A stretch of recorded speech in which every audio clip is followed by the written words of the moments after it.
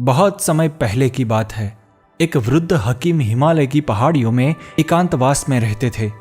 वे जड़ी बूटी की विद्या में विशेषज्ञ थे और उनकी ख्याति दूर दूर तक फैली हुई थी।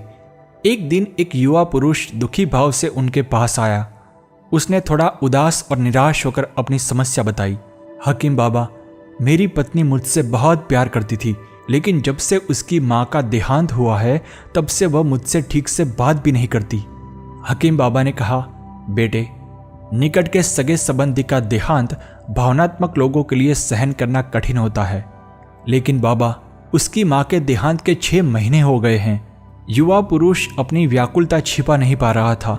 मैंने सुना है कि आपकी दी हुई जड़ी बूटी से फिर से प्रेम जागृत होता है।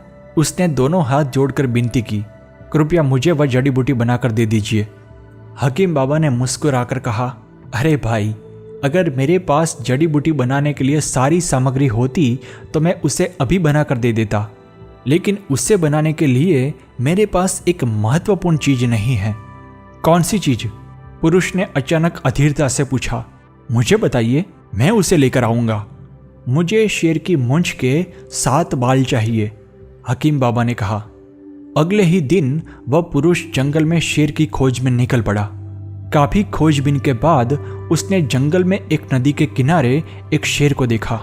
उसकी हलचल देखकर शेर ने इतनी जोर से दहाड़ लगाई कि वह पुरुष भीतर से कांप उठा। उसकी नसों में दौड़ता खून जैसे जम गया। वह भयभीत होकर तुरंत वहां से भाग गया। अगले कुछ दिनों तक ऐसा ही चलता रहा। वह पुरुष शेर के पास जाने की हिम्मत करता, लेकिन फिर डर कर वापस लौट आता। जैसे जैसे महीने बीतते गए, शेर को उस पुरुष की उपस्थिति की आदत पड़ गई और अब वह उसे देखकर भी सामान्य रहता। अब वह पुरुष शेर के लिए मांस लाने लगा और शेर उसे आनंद से खाने लगा। धीरे धीरे विश्वास के आधार पर उनकी मित्रता बनने लगी।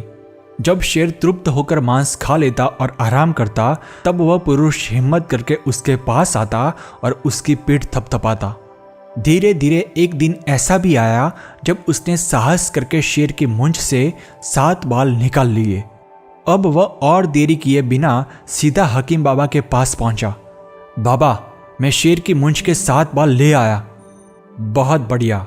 यह कहकर हकीम बाबा ने उन 7 बालों को जलते हुए अग्निकुंड में फेंक दिया।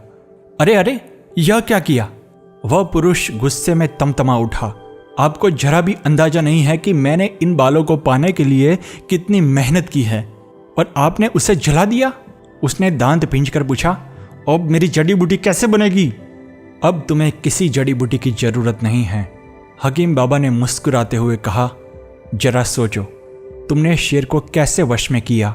जब एक हिंसक जानवर को धैर्य और प्रेम से जीता जा सकता है, तो क्या इंसान को नहीं जीता जा सकता? जाओ, जैसे तुमने शेर को अपना मित्र बनाया है, वैसे ही अपनी पत्नी में प्रेम की भावना जागृत करो। स्त्री केवल एक शरीर नहीं है, उसमें भी एक मन होता है। उसके भावनात्मक स्तर पर जाकर उससे समझो। तुम अपना रास्ता छोड़ो और उसका रास्ता पकड़ो, मन से शरीर की ओर। पुरुष को हकीम बाबा की सलाह में ही जड़ी बूटी मिल गई।